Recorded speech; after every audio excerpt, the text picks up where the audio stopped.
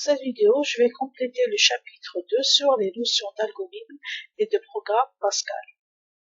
Pour cela, donc, je vais suivre le plan suivant. Donc, après la présentation des actions composées et structures de contrôle, je vais présenter le traitement répétitif et je termine par une conclusion. Concernant les actions composées et structures de contrôle, donc je vais présenter ça à travers d'abord un petit exemple. Donc si je considère le cas d'une équation du second ordre du type ax carré plus bx plus c égale à 0, cette équation, on peut calculer les racines réelles. Donc, pour cela, donc on doit d'abord calculer le déterminant qui est égal à b au carré moins 4ac, puis on fait un test sur le déterminant. Si le déterminant est supérieur ou égal à 0, alors on va calculer x1 et x2 avec leur expression mathématique. Sinon, si le déterminant est négatif, on va dire qu'il n'y a pas de solution, puisqu'on avait considéré que le cas des racines de type réel. Donc, le calcul du déterminant nécessite une action élémentaire d'addition et de soustraction et de multiplication, alors que le calcul de x1 et x2 nécessite d'abord de faire des tests sur le déterminant, donc des structures de contrôle, puis des actions élémentaires d'addition, de soustraction, etc.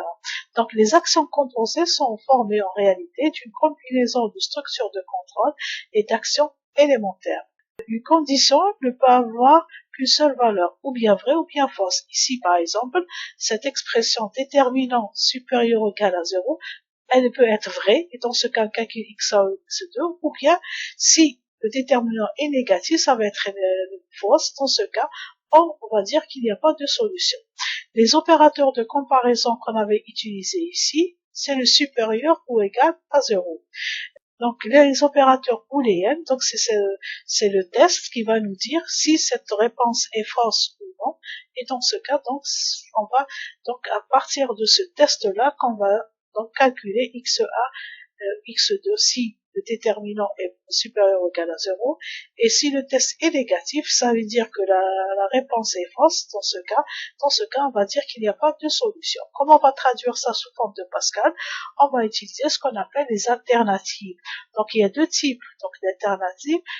Donc, donc, le traitement alternatif, on peut le faire avec if, then. On peut utiliser donc l'alternative simple quand on a un seul bloc de conditions qu'on réalise quand on a une condition bien définie. Et l'alternative complète, si on a une condition, mais on a deux types de réalisations différentes.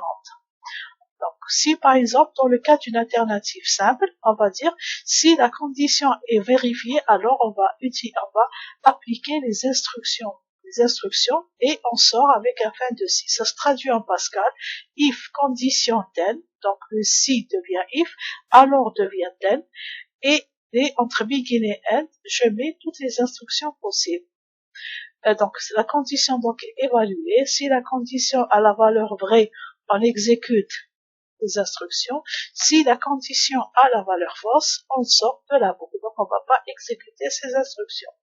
Dans le cas d'une alternative complète, là c'est autre chose.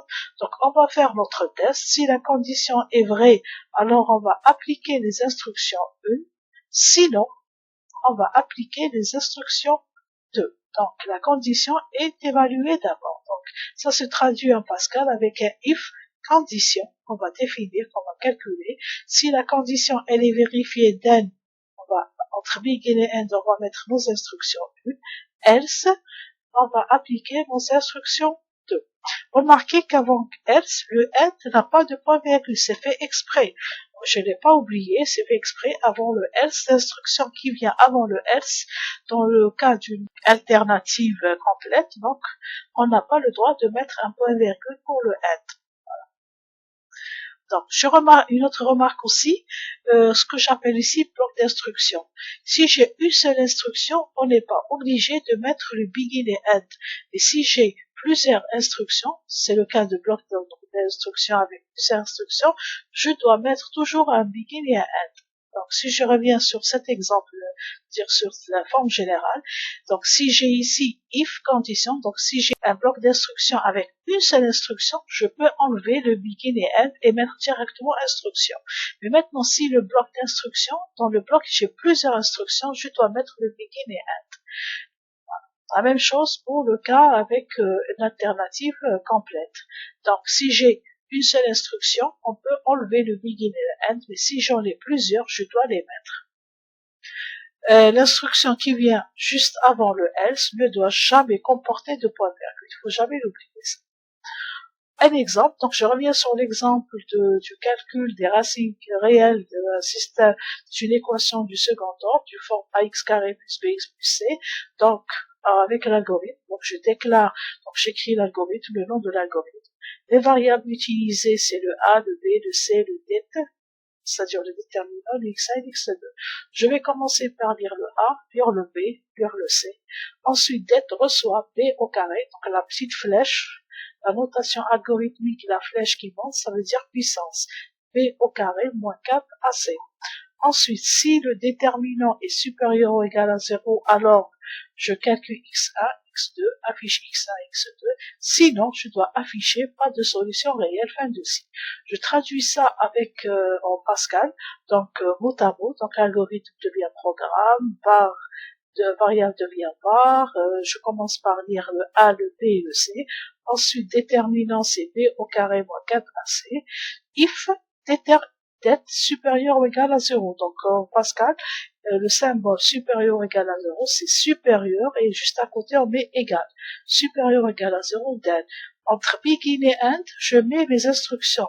Si je compte une langue d'instruction, j'ai une première instruction, une deuxième instruction, une troisième et quatrième. Donc là, je suis obligé de mettre un begin et un end. Voilà, et je mets mes instructions. Else, sinon ça devient else, mais avant le else, l'instruction qui vient avant le else ne doit pas comporter de point virgule. C'est pour ça que ce end là ne contient pas de point virgule. Else, donc là, il n'y a pas de solution réelle, et end.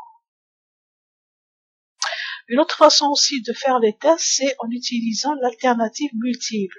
Si j'ai plusieurs, c'est-à-dire des conditions, et selon la condition, j'ai plusieurs façons, c'est-à-dire plusieurs blocs d'instructions à faire. Dans ce cas, on utilise la structure avec case of, ou ce qu'on appelle selon. Faire. Donc, selon le sélecteur, selon la valeur du sélecteur, faire. Si la valeur du sélecteur va se retrouver dans une liste de valeur 1, alors je vais appliquer le bloc 1, l'instruction.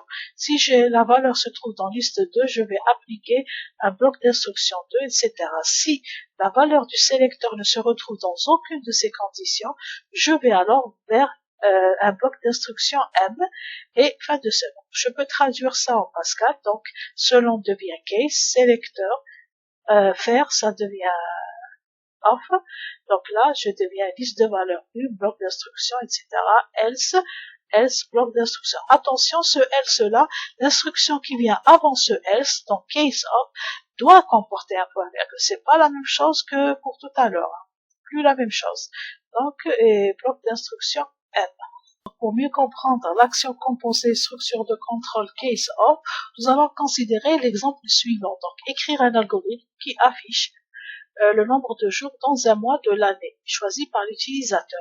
Ça veut dire quoi? Ça veut dire que lorsque l'utilisateur, par exemple, introduit la valeur 1, qui correspond à janvier, on aimerait bien que le programme lui affiche le nombre de jours égal à 31. Si choisit par exemple 4, on aimerait bien que le programme lui affiche à la fin comme résultat le nombre de jours égal à 30. Si par exemple l'utilisateur introduit la valeur 2 qui correspond à février, là il doit donc d'abord spécifier si l'année est bissextile ou non. Si elle est bissextile, ça veut dire quoi? Ça veut dire que l'année doit comporter 366 jours, ce qui correspond à un février de 29 jours.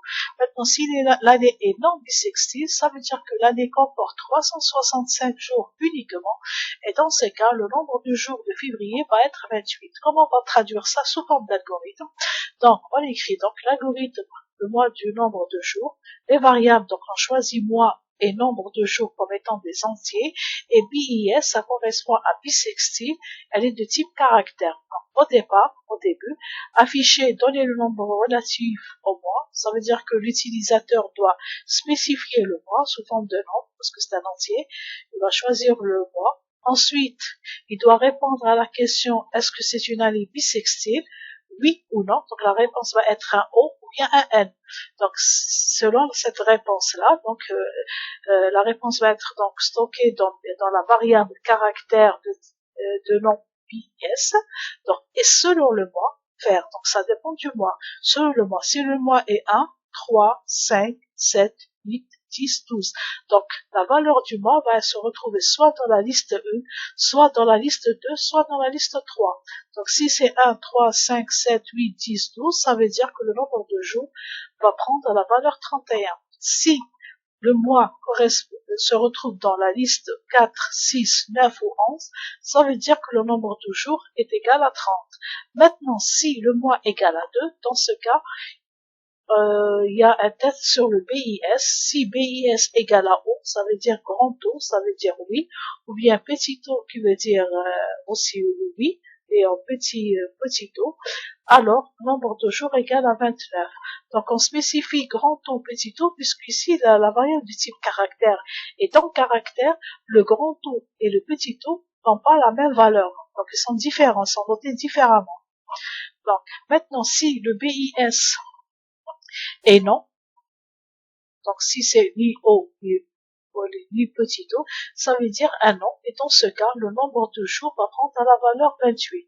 Or, l'utilisateur peut se tromper aussi, il peut, au lieu d'introduire un chiffre allant de 1 jusqu'à 12, il peut introduire par exemple la valeur 14 ou 15, il fait pas attention, il introduit n'importe quoi.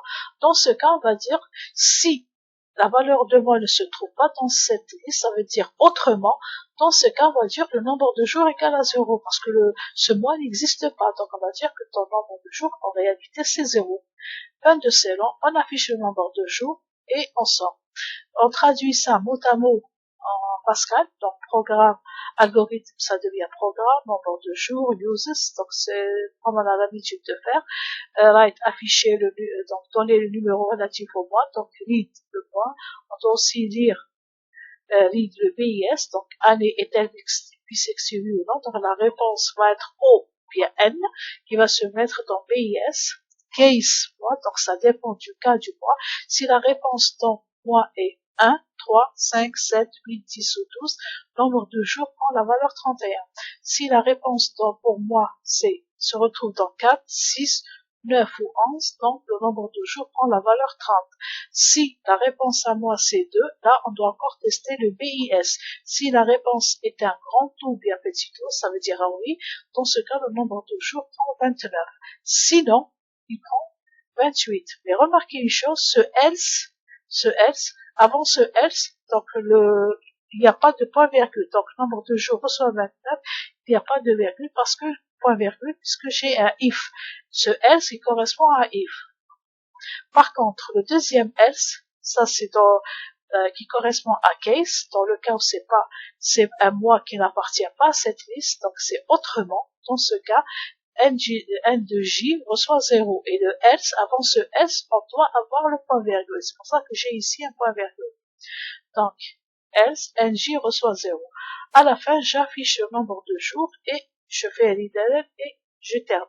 Je vous conseille de reprendre ce programme, de l'écrire et de faire une exécution parfois avec la touche F7. Donc, elle va vous permettre de comprendre comment fonctionne le programme et comment travailler avec la structure case. On passe maintenant à un autre type de traitement, donc ce qu'on appelle le traitement répétitif. C'est lorsqu'on a besoin de refaire le même travail tant qu'une condition est vérifiée. On commence d'abord avec la boucle tant que, ce qu'on se traduit avec Pascal, c'est while do. Donc, boucle tant que j'ai une condition, faire, bloc d'instruction et fin tant que. Donc, je fais un test de condition. Si la condition est vérifiée, je vais faire un test et puis je vais me remettre Donc, une fois les instructions exécutées, je dois revenir sur la condition pour faire un autre test. Si la condition est toujours la vraie, ça veut dire que je dois encore faire le traitement. Et je continue jusqu'à ce que la condition devienne fausse. Quand elle devient fausse, c'est là où je dois sortir de la boucle et aller vers un autre point, c'est-à-dire après cette boucle. Ça se traduit en Pascal avec while, donc tant que ça devient while, condition, tout. Et j'ai un bloc d'instructions. Si j'ai une seule instruction, bien sûr, donc je peux écrire juste une instruction, mais si j'ai un bloc d'instructions, c'est-à-dire plusieurs instructions, je dois mettre un begin et un end. Il faut faire très attention, ce que j'utilise dans la condition doit être initialisé. Donc la condition étant vérifiée au début et à cet effet, les variables utilisées dans cette condition doivent toujours être initialisées. On va voir ça dans un exemple. Regardez le cas de l'exemple 1. Donc, i reçoit un regard, l'initialisation de i prend la valeur 1 parce qu'elle va être utilisée dans la condition. Tant que i est inférieur ou égal à 4, faire. Donc, je commence avec i qui prend la valeur 1 et je rentre. Tant que i est inférieur ou égal à 4, faire afficher la valeur de i reçoit i plus 1 et fin tant que. Ça veut dire quoi? Ça veut dire que je rentre ici. J'arrive avec i égale à 1, je teste. Est-ce que i est inférieur ou égal à 4? Oui. Dans ce cas, je rentre. Je rentre dans la boucle. Afficher i. Donc c'est pour ça que j'ai sur le moniteur i prend la valeur 1. Ensuite, i reçoit i plus 1. Donc je passe à 2. Fin tant que, hop, elle m'envoie ici. Est-ce que 2 est inférieur ou égal à 4? Oui. Dans ce cas, je rentre ici, j'affiche encore i, donc ça veut dire que je vais afficher cette fois-ci le 2. Ensuite, i reçoit i plus 1. I reçoit plus 1, je passe à 3. Hop, le 3, puisque je rentre sur boucle, fin tant que m'envoie au départ, au test. 3, est-ce qu'il est inférieur ou égal à 4? Oui, j'affiche, afficher i égale à, dans ce cas, à 3. Ensuite, i reçoit i plus 1, c'est 4. 4, je viens sur fin tant que, oui. Donc là, tant que c'est une boucle, donc je me remets ici, je vais tester. Est-ce que 4 est inférieur ou égal à 4? Oui, je rentre. Afficher i, donc j'affiche le 4. Ensuite, i reçoit i plus 1, donc i prend la valeur 5. Ensuite, fin tant que qui m'envoie au départ. I, est-ce que 5 est inférieur ou égal à 4? Non. Donc là, je sors. Afficher, la dernière valeur de i va être le 5. Donc c'est la dernière valeur avec laquelle je suis sorti. C'est pour ça que j'ai dernière valeur de i égale à 5. Regardez dans le deuxième cas. J reçoit 5. Tant que j inférieur ou égal à 4, faire. Donc là, je rentre avec la condition. Déjà, je démarre avec j égale à 5, mais la condition, il faut que j soit inférieur ou égal à 4. Ça veut dire que je ne peux pas rentrer dans cette boucle. Donc je vais sauter et aller sur afficher dernière valeur de j égale à 5. C'est pour ça que j'ai directement ça. Je ne peux pas rentrer dans cette boucle-là. Donc si je traduis ça donc en Pascal, oui. Donc j prend la valeur 5, tant que ça devient while, j inférieur ou égal à 2. Bien sûr, j'ai ici, comme là, j'ai deux instructions, donc je dois mettre begin et end. Là où j'ai plus de une seule, je dois mettre le begin et le end. Donc je mets write-ln j égale, j reçoit j plus 1, end, write-ln dernière valeur de j. Je passe au troisième exemple. Troisième exemple, regardez ici, faites très attention. Je commence i que reçoit la valeur 1. Tant que i est inférieur ou égal à 4. Est-ce que c'est vrai? Oui, je rentre. Faire, donc je rentre. I reçoit i moins 1. Donc ça devient 0. Afficher i, donc sur l'écran, je vais avoir un i égal à 0. Ensuite, i reçoit i plus 1. Donc ça, je vais monter, ça va devenir un 1. 1, fin tant que mon va au départ.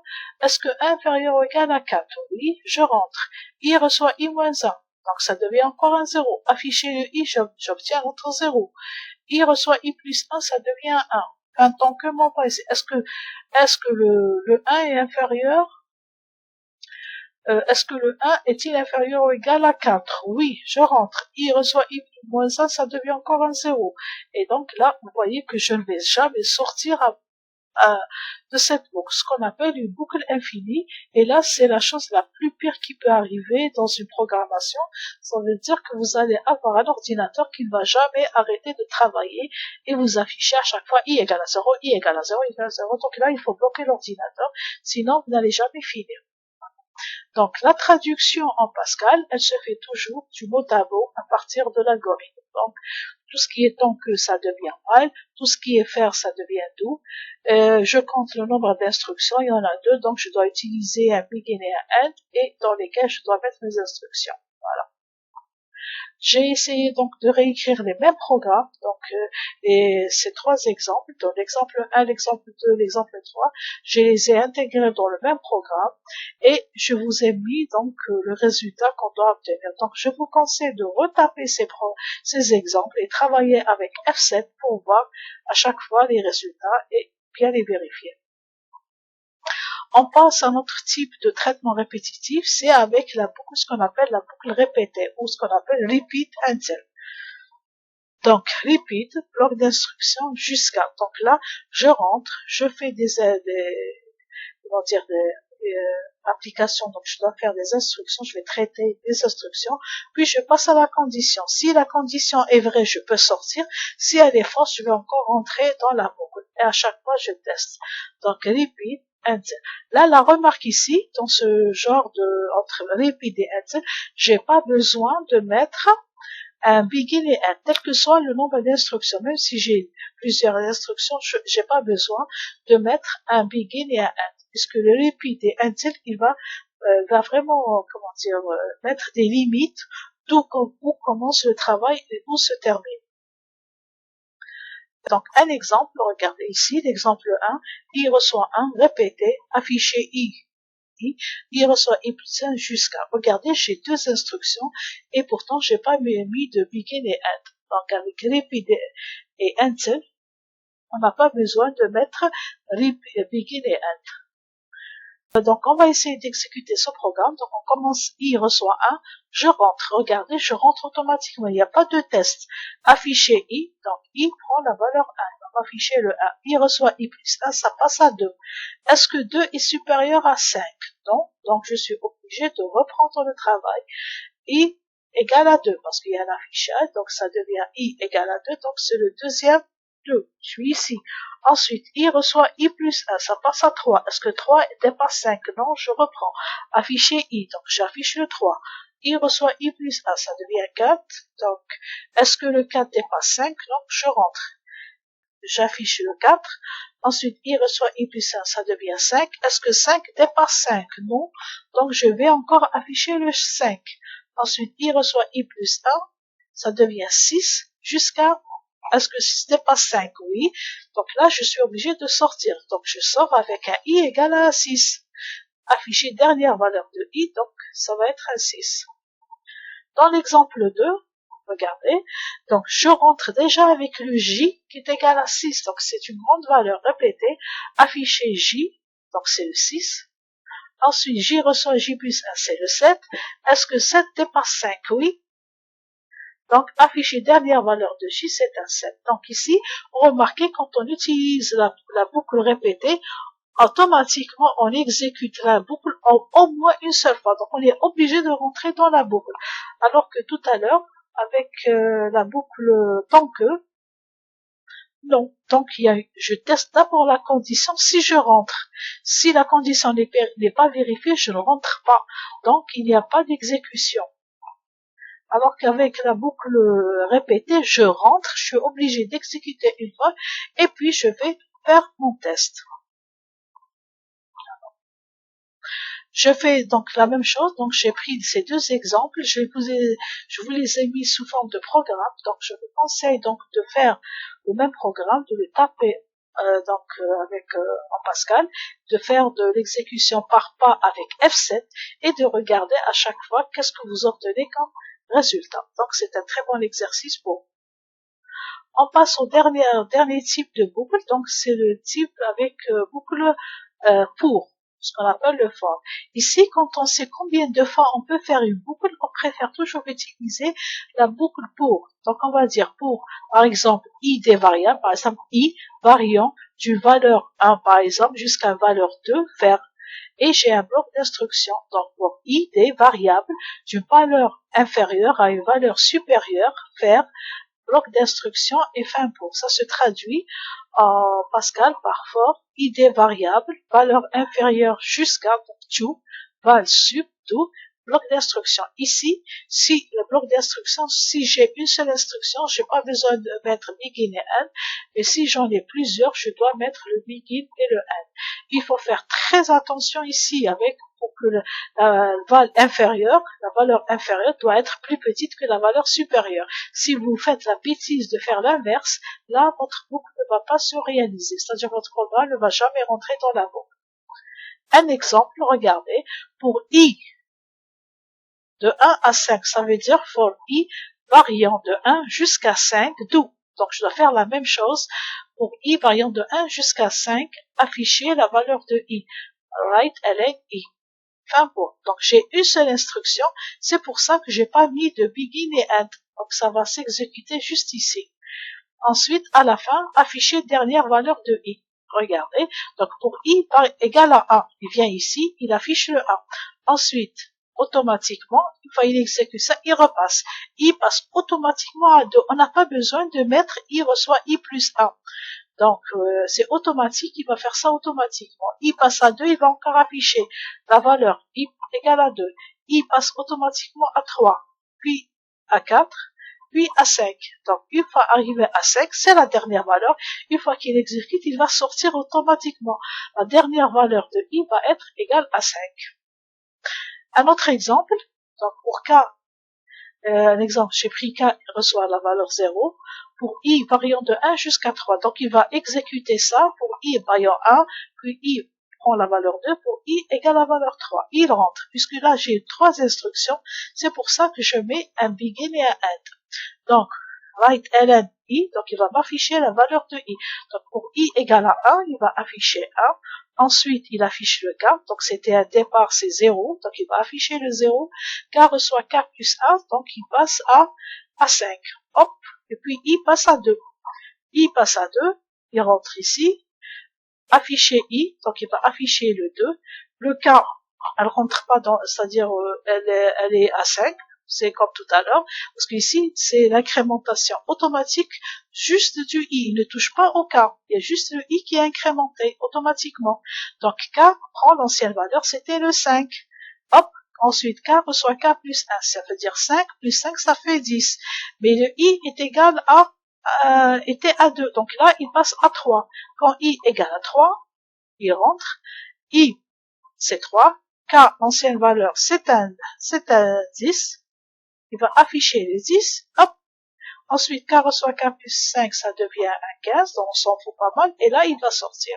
Parfois, on a besoin de faire donc une structure de boucle répétitive avec pour, mais dans le sens de la décrémentation. Par exemple, commencer avec une valeur qui soit grande et une valeur supérieure pour id, variable, et puis aller vers la valeur la plus petite.